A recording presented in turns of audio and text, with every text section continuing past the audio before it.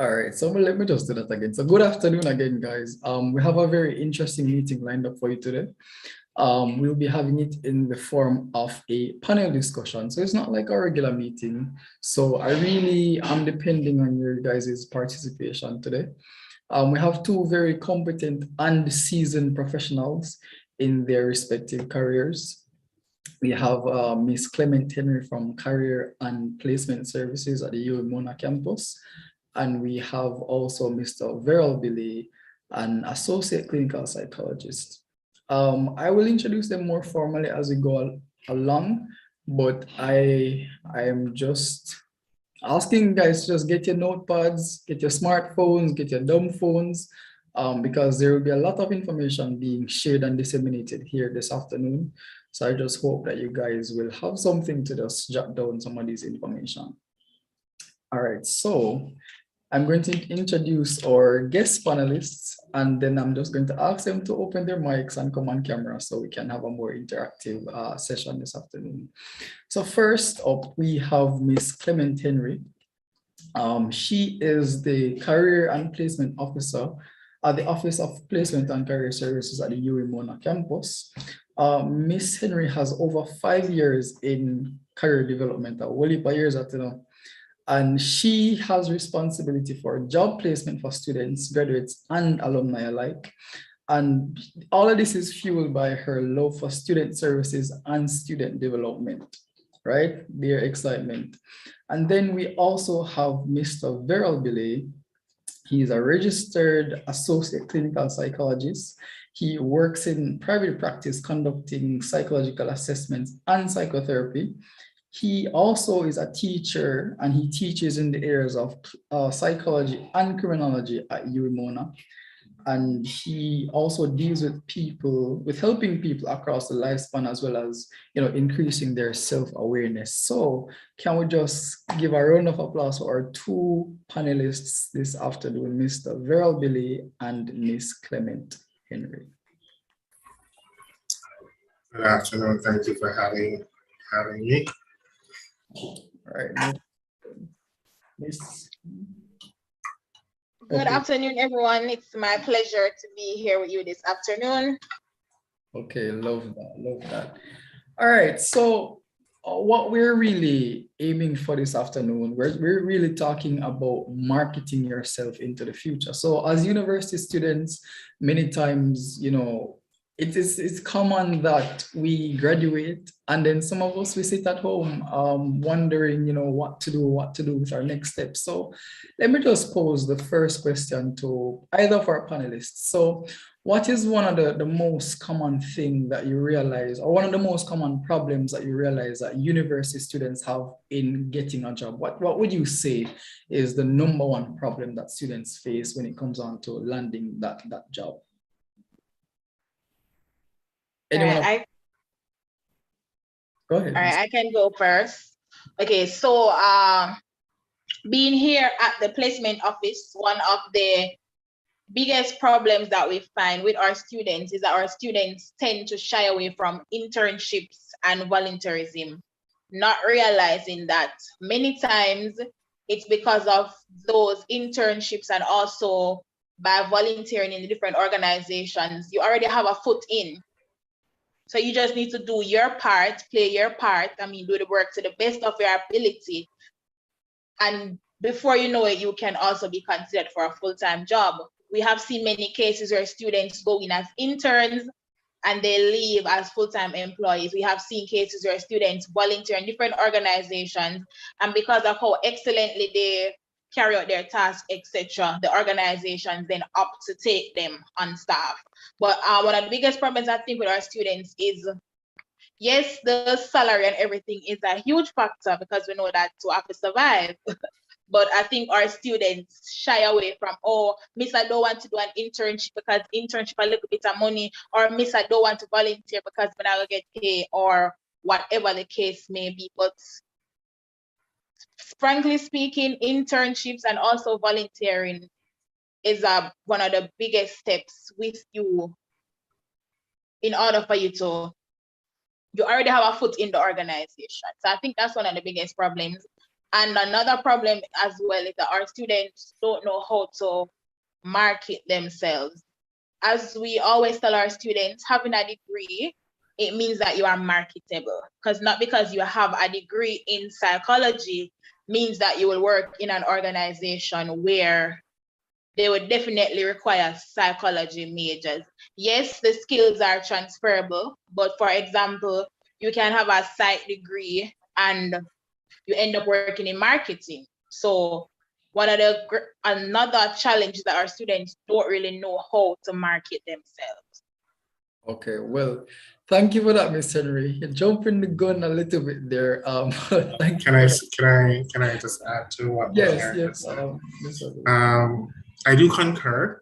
And I'd like to say that a part of the issue I find with students is that they don't plan. So you enter the university space and you, okay, and these are the courses I need to do, and let me just knock them off as quick as possible. And it's not until your final year, you're like, okay, so I'm supposed to be finishing this year, and it's going to be the working world next. But at that point, it's like, how do I transition? And so when Sarah spoke about having a number of skills by virtue of you having a degree, how do you make sense of those skill sets? I've always told students that the moment you accepted your space at the university, your career began. And that's where your career began. And therefore, it's important that you think of it, okay, what do I need to learn? How do I capitalize on what I learned? And how do I make it applicable to the world we live in? And that also helps with the marketability, because then you're able to show that, hey, yeah, I have this degree, but I didn't just read or copy or swat the information. I know what I'm talking about, and I know how to apply it in various ways.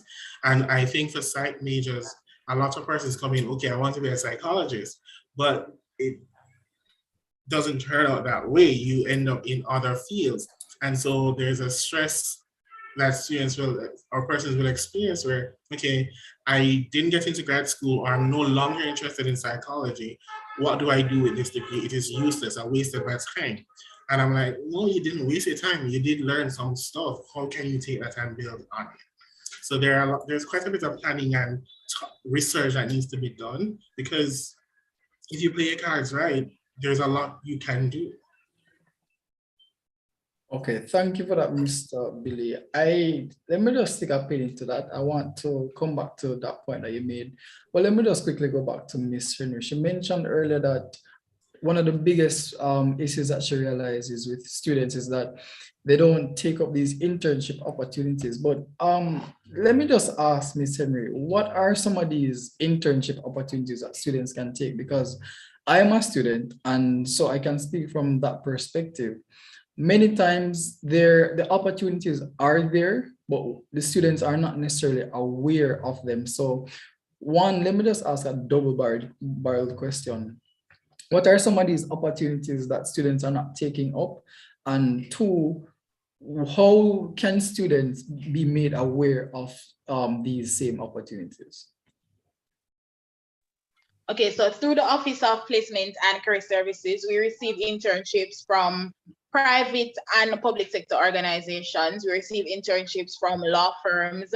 We receive internships from researchers. We also encourage students as well.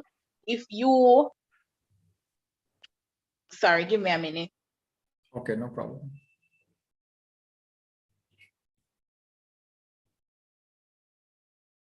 Right. So as I was saying, we also encourage students, if you identify organizations that are outside of our scope, because not all organizations come through our office. So if you identify an organization and you'd like to do an internship, you can visit the office, you can let us know, and we will help you through the process. So we'll help you with the formulating of the letter, we'll reach out to the human resource practitioners, we reach out to the CEO, whoever is in charge, and we'll help you to get that internship.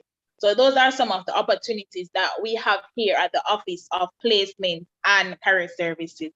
As you mentioned before, most students are not aware of these opportunities.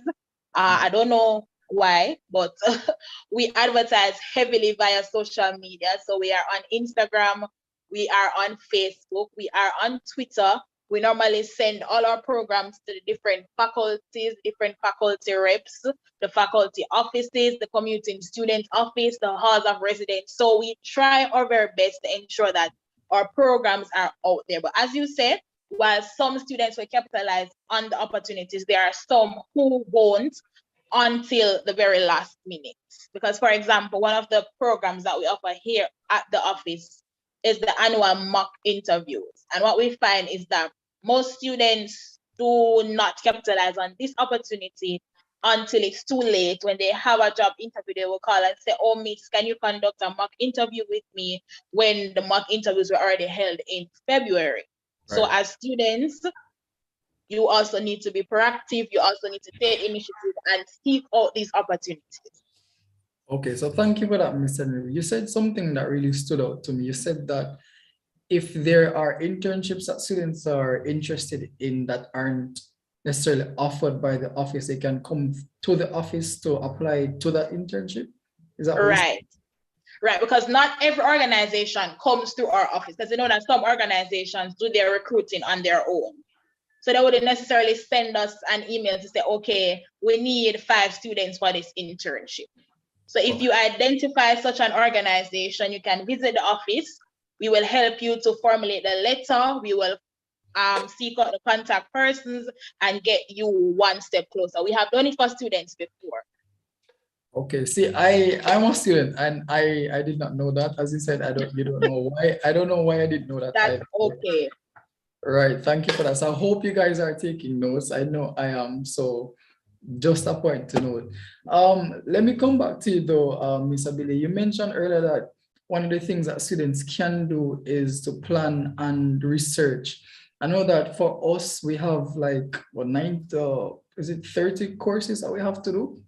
30 required courses, I think it is, 30 times 390, right? So the planning and research, and I know we as students, we can fall prey to the rhythm of just doing a course just because, you know, it's a required course. But yes, you mentioned earlier about the planning and research. So how do students really go about planning and conducting that research?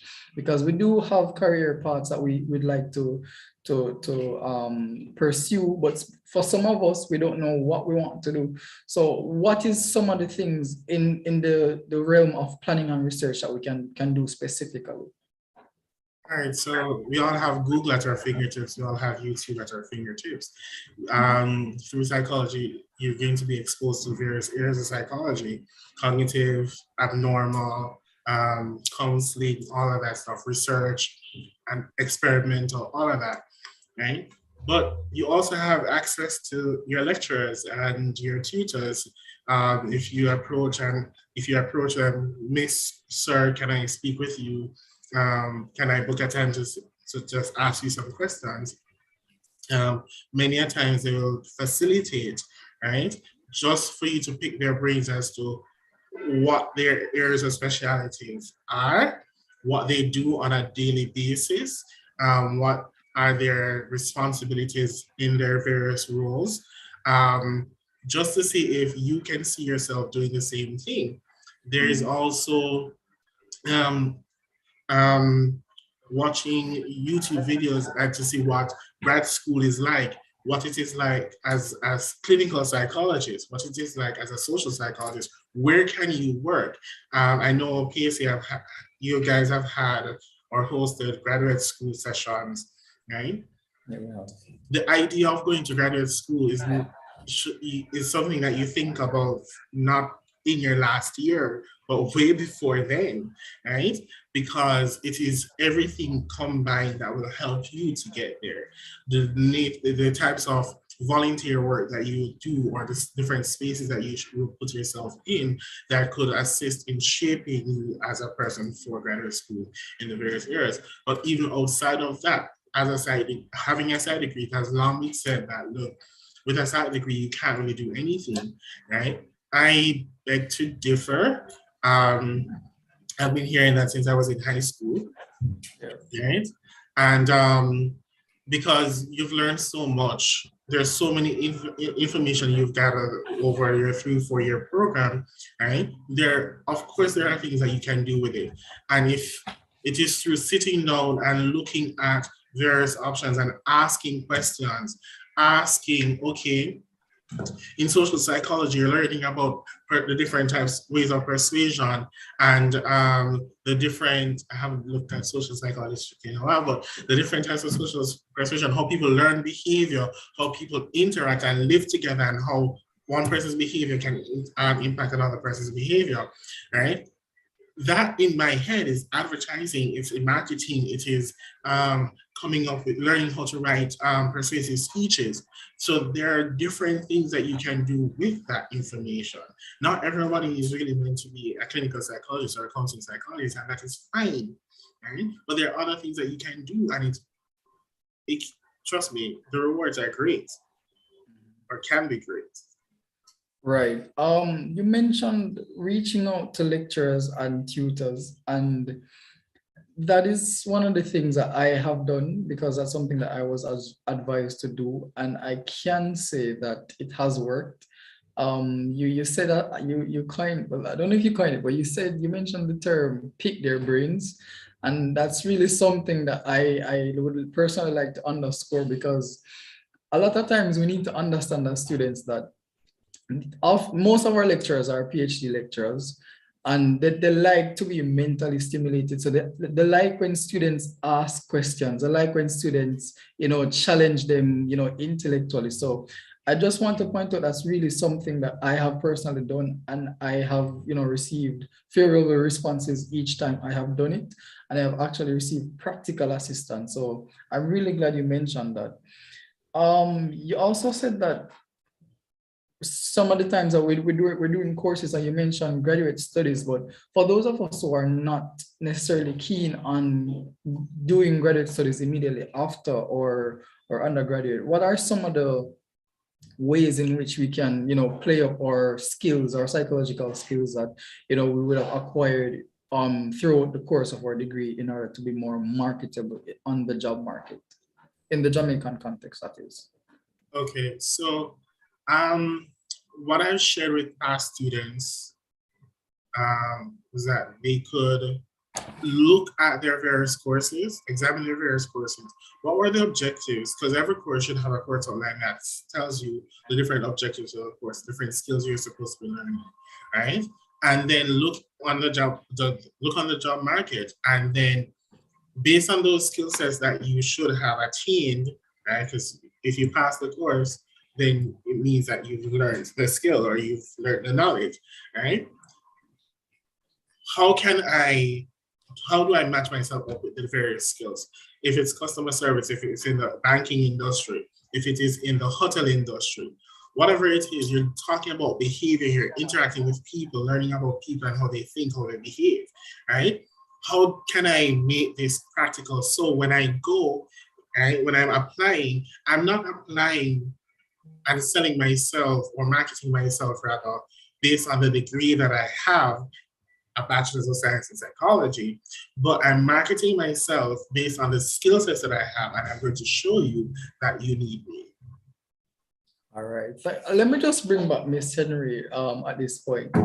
I just want to ask Miss Henry, Miss Billy would have just mentioned, you play on these skills that you would have acquired throughout the course of your degree, but what are some of these specific skills that you've seen in your experience that these organizations look for, especially within a psychology major or persons with a psychology background?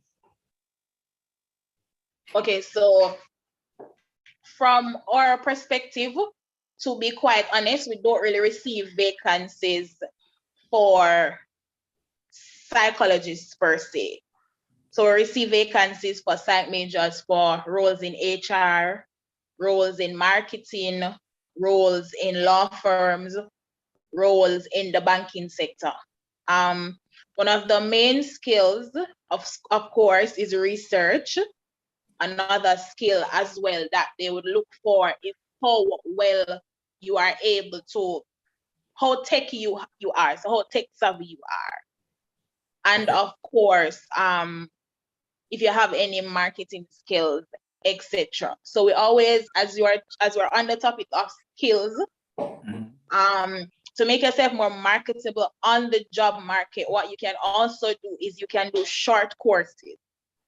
So these short courses may or may not be in your area of study. So you may do a short course in digital marketing.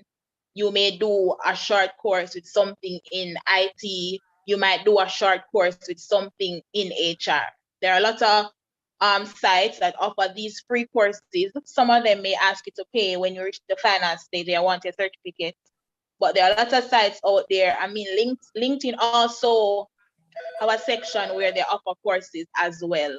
So we encourage our students to always push to get these additional courses, especially as you mentioned before, if you are not ready to really specialize in the area, in your area of study, and you want to do something before, that's always a good place to start.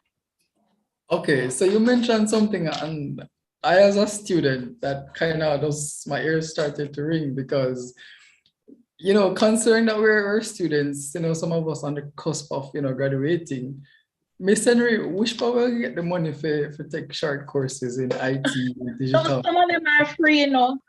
Like for example, I don't know if you guys know about Future Learn, but Future Learn offer a lot of short courses in a variety of areas. The HR, marketing, IT. When you have time, you can actually search.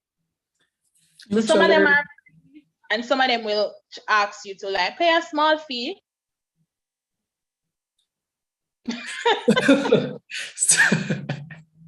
So, Miss Henry, all right. So, Future Learn is. Can you give us a little bit more information about that? I've not heard of that organization. Okay, so Future Learn is I'm sorry that I can't share my screen to show you guys, but Future Learn, I think they are based in the UK. They're an online, I'm gonna say school, but they offer short courses in a number of areas. My coworkers and I have actually did some of the courses because they offer degrees as well, online degrees from universities, international universities. So you can always go to futurelearn.com and just browse. They have a lot of courses. Okay, all right, thanks for that. A variety of subject areas. They have business and management, arts and media, IT and computer science, psychology and mental health, science, engineering and maths. They have a lot of courses that you can browse through. As I mentioned before, some of them are free and some of them they may charge you like a small. Okay, all right. See, I told you guys I would have a very information-packed session. So I really hope you guys are, you know, making your jottings because I sure am. You would have touched on the point that, you know, they may not necessarily look for psychology majors to do specifics, to go in specific psychological fields, but they might, you know, want persons to go in HR or marketing. So from me, you know, coming from a psychological background, because I also am a psychology major, I may not necessarily have direct skills in marketing. So what are some of the ways in which I could make myself more marketable? What are some of the things that I could, let's say, put on my resume to show that I could, you know, I would be apt in, you know, going into the marketing realm? All right, so that's a very good question. So if you don't have the skill sets per se, but you have had experience, for example, now you're a part of the Psychology Students Association.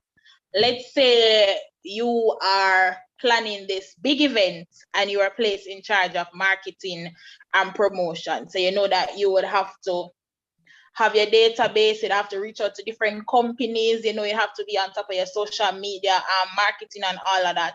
You put stuff like those on your resume. So on your resume, you'd have a section that says project, and then you would list that under project. So by looking at that, the employer could say, okay, he has quite a bit of marketing experience. He may not have the direct skills in it, but based on what we see here and what we will teach him or what he will learn from us here, then he can be a good fit for this role.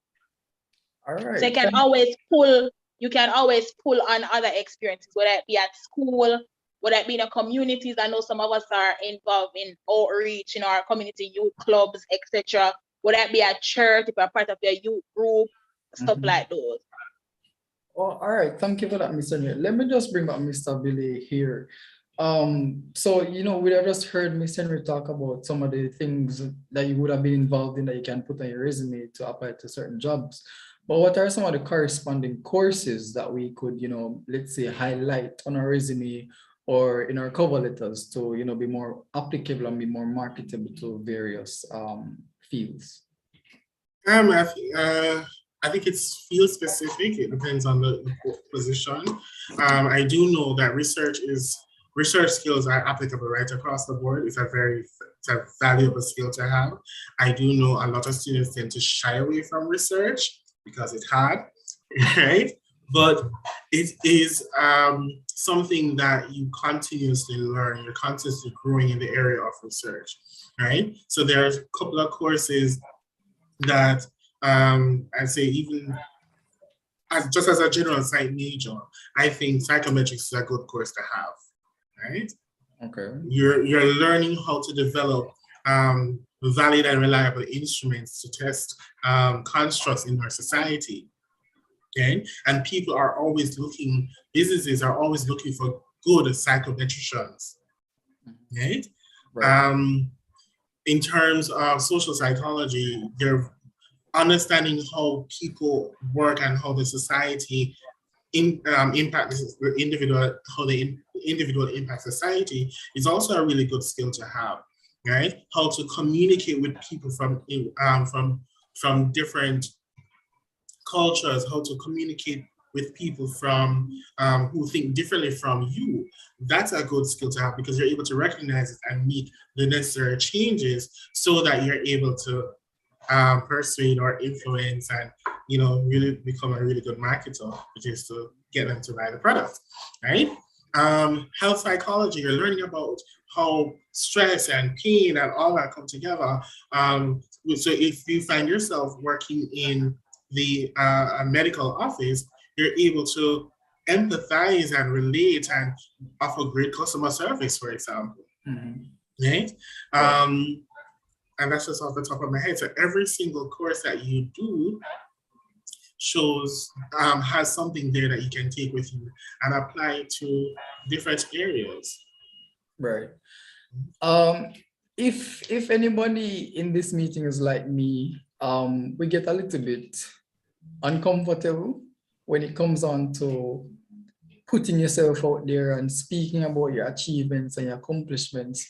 So if there were, let's say, two things or two ways in which we would be able to do that as students, not just psychology majors, but students, how can we go about talking about our skills and even playing on those courses?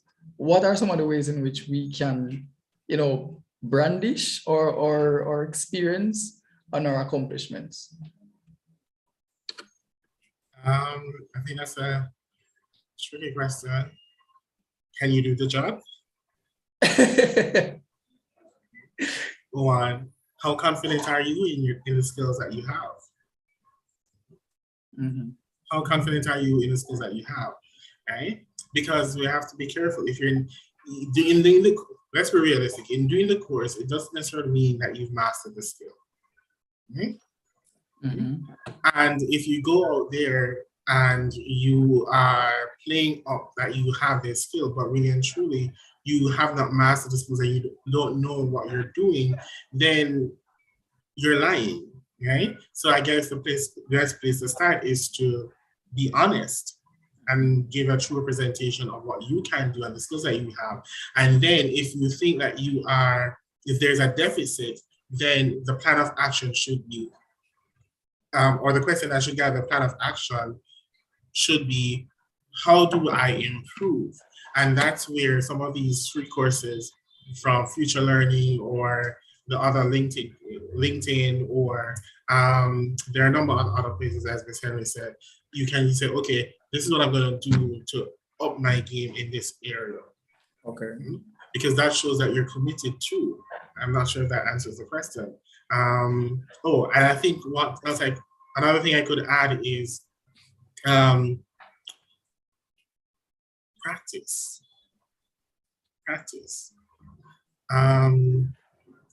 practice applying your knowledge to things that are around you. Have conversations, interact with persons who know a little bit more, like in the field, how to use the information. So that is with graduate students, interacting with graduate students, interacting with older students, interacting with your lecturers and your tutors, having that type of dialogue to help to sharpen your skill, sharpen your critical thinking, sharpen the quickness at which you're able to learn how to apply the information, and to see that everything that you're learning that is in a textbook, you can take it out and make it your own and apply it very well. Thank you, but that was a very compact response, Ms. Abile. Thank you for that. Let me just jump back over to Ms. Henry. So COVID has displaced, or let me not say displaced, but has, made us scatter, I guess you could say, going back to our homes, and even some of us, travel overseas. So for students now that are not in and around the Kingston area, so specifically for those students on the western end of the island, does Career and Placement Service, offer job opportunities and job listings for those students? Because most of the times I, receive the emails and it's usually a job that is listed in Kingston. So I just wanted to ask if there are jobs that are available to students in the western part of the island. Okay, yes, we do receive vacancies for the western end of the island. However, we don't receive them as frequent as we would for Kingston and St. Andrew, St. Catherine. But we do receive vacancies from time to time. And the thing that I find intriguing is that students always complain to say, oh, miss, there are no jobs for us on this side. But then when we do get the jobs that we do advertise, sometimes we only receive like 1 or 2 resumes. But we do receive jobs. Even recently, probably like 2 weeks ago, I received a vacancy for a company in Montego Bay.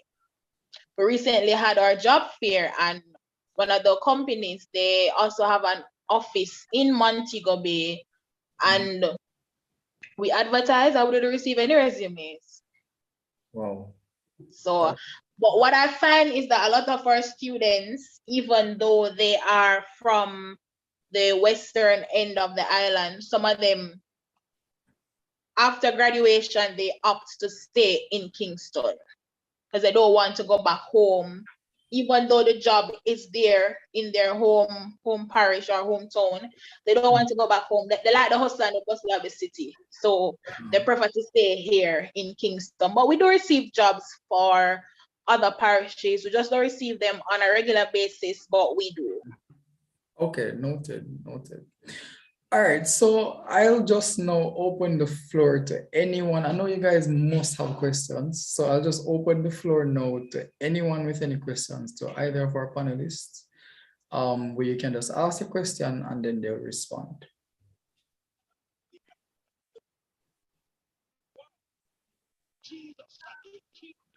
Come on, guys, I know you have questions. Sure, Denise, go ahead.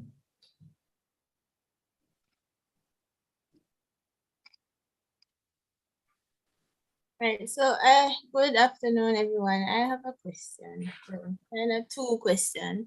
I'm just wondering, for persons who are final year students and they probably missed the mock interviews this year and the job fairs, is it too late for them to reach out to Placement and Career Services? And the other question is, I participated in the mock interviews, was last year, my second year.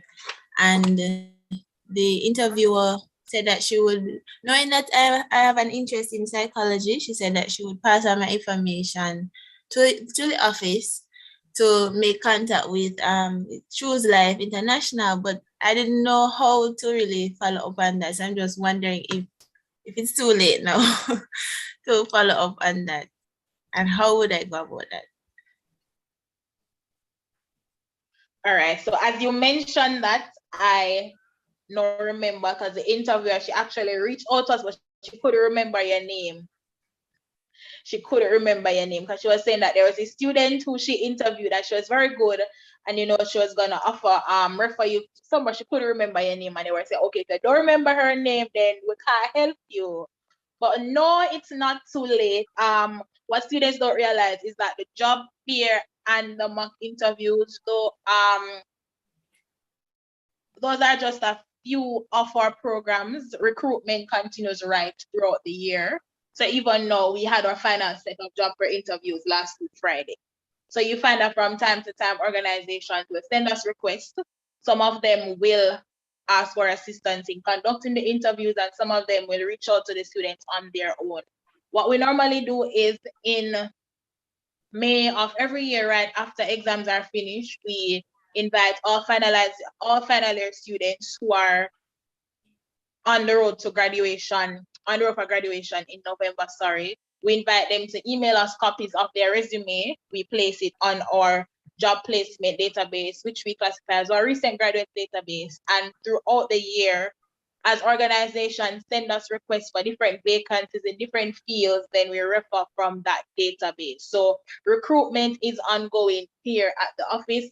You just have to ensure that your resume is in our database. And once your resume is in our database, then there's always a chance of you being referred. It was just last week that I sent some psychology resumes to the Ministry of Finance. So as I said before, once your resume is in our database, then you are well on your way. All right, that is wonderful. So now that I am here, no, should I just email you or something to follow up on that? Yes, you can send an email, and I will reach out to the interviewer to find out if the offer still stands. All right, thank you. You are welcome. Miss Henry, I hope my resume was a part of those that you sent to the Ministry of Finance. I'm just. Are you a recent grad? No. Still, well, okay, all right. So Resumes that I sent were for persons who graduated in November last year. Oh, okay. Ms. Abile, let me just ask, apart from some of these organizations that might have a relationship with UE, are you aware of any organizations that might, psychological based or not, that are interested in taking on psychology students, whether to give them, some level of experience, internship opportunities, or even vacant job opportunities? Okay, that's a very good question. So I think a good place for persons to start, especially if you have a really strong interest in pursuing psychology as a career, even taking it beyond the bachelor's level. In Jamaica, it's a good place to be a part of the Jamaica Psychological Society. They have a student membership, right? And with that, you're able to interact with other psychologists, the psychologists that are practicing across the island, in the Caribbean and in other countries, but they're attached to us here. And what that does is they'll be sending out emails. If a psychologist is doing some research and they need research assistance, they would send out an email saying, okay, can we get some research assistance? Anybody know anybody who wants to be a part of this project? Or if somebody's looking at an intern or they're looking at an assistant to help them run their offices and so on, it can come through your Jam sites. And if you remember, you will get emails about what is happening there. And you also get exposure to the various trainings that happen within the society, the members of the society. And the trainings, I can tell you, are fabulous trainings. Right? So even as a student, you can get certain skills even at the undergraduate level, right? Even the other latter part of last year, a number of us as psychologists enrolled in learning sign language. And there's at least one person here in the club who was a part of that training, right? So these are the things that you kind of have to do, and you won't know unless you ask, right? You won't know unless you ask. Okay, so I think this is a question that we could all relate to. So you mentioned earlier, and it was something that I had intended to say, that they say that, in Jamaica, if you're doing psychology, you must say, well, yeah, go with that. You're not going to get any job with that. But I know this is not, you might not necessarily have a fixed answer, but I'm going to ask anyway. What what is like the salary that a recent psychology graduate can expect to get across whatever sphere of the job market that they find themselves in? I can't answer that because I don't know. I don't know. I would think it is dependent on the field that you're in. If it's in education, if it is in the finance world, where exactly in the finance world are you? Are you in all? Are you in a marketing field? It would be dependent on which area, which field, which industry, and the level that you're at. But I can't tell you, okay, it is at least this. Okay, so let me phrase the question in this way then. In your experience, what have you seen recent psychology graduates, what are the various areas that you've seen them, go into, and what has been the pay scale for them? Okay, I still cannot answer the pay scale because I don't want to sit and talk with people about, okay, how much do you earn, right? Right.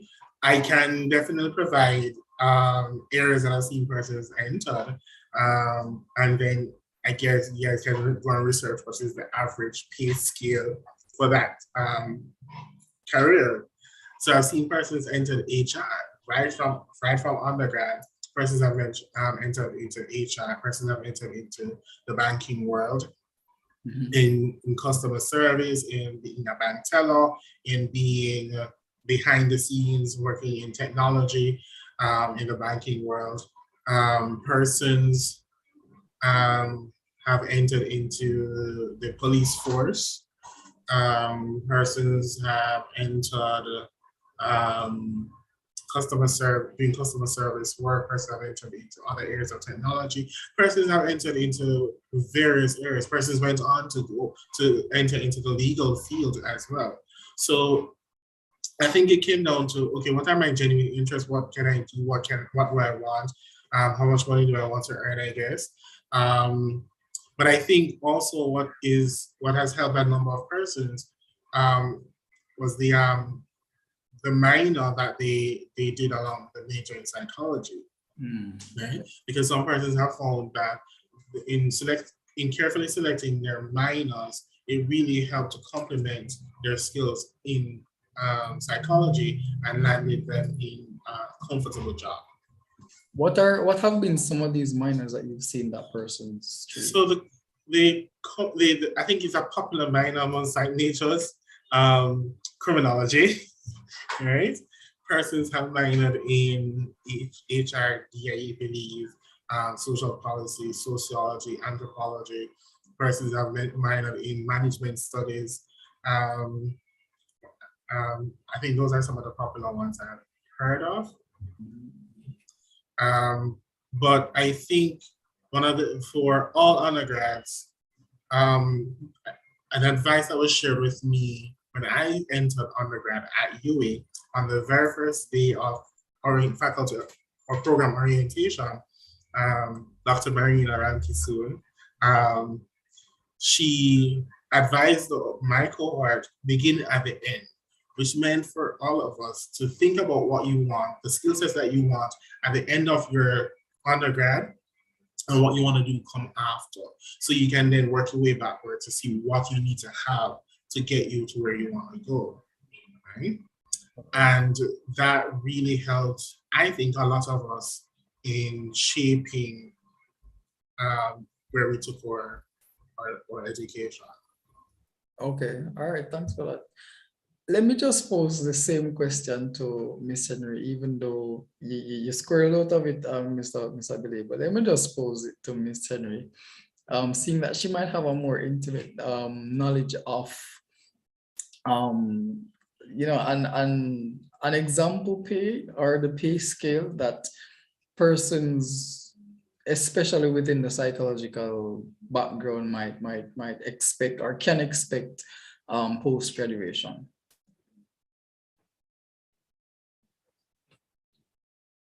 So No problem. I'm here. Sorry about that. All right. As he mentioned earlier, it all depends on the industry, and it also depends on the sector. Because as we know here in Jamaica, the private sector tends to pay a little bit more than the public sector. We receive vacancies from both private and public sector organizations. But one thing remains the same for recent graduates. Most of the salaries that we come across, starting salaries between 80 and 90. Okay.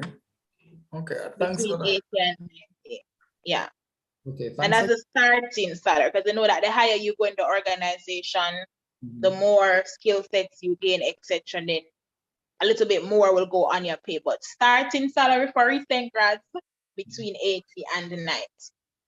All right, thanks for giving me that quantitative idea, Miss Henry.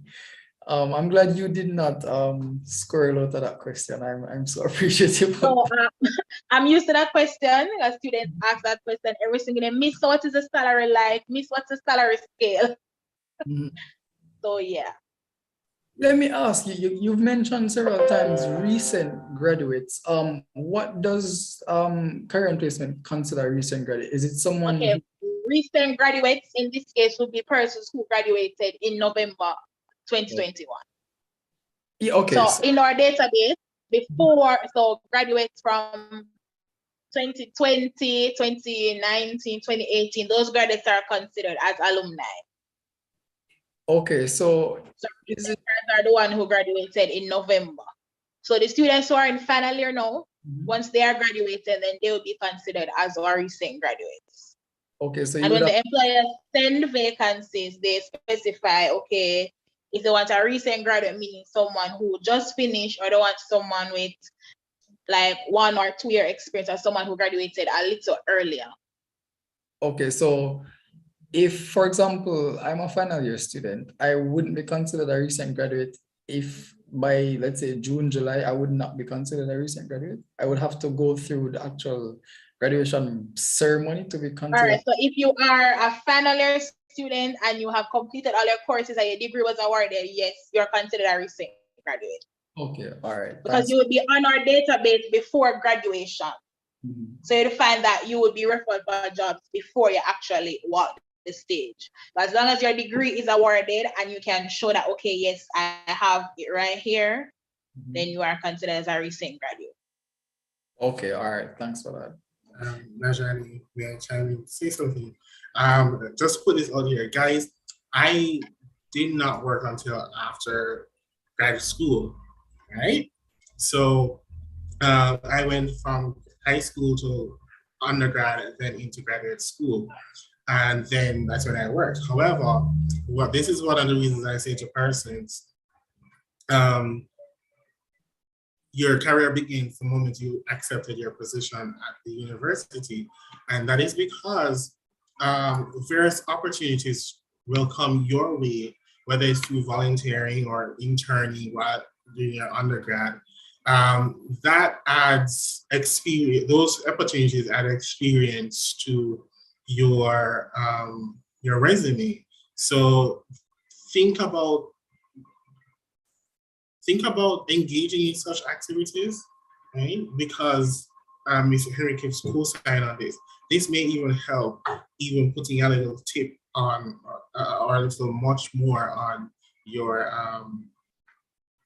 pay, your starting pay, depending on the industry, because you have some experience. Okay, all right. Thanks for that.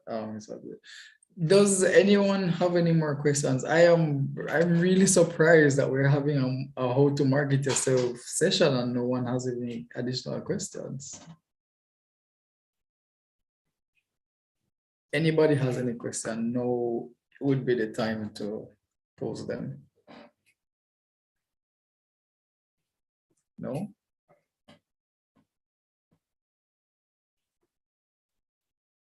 Okay, so someone joining.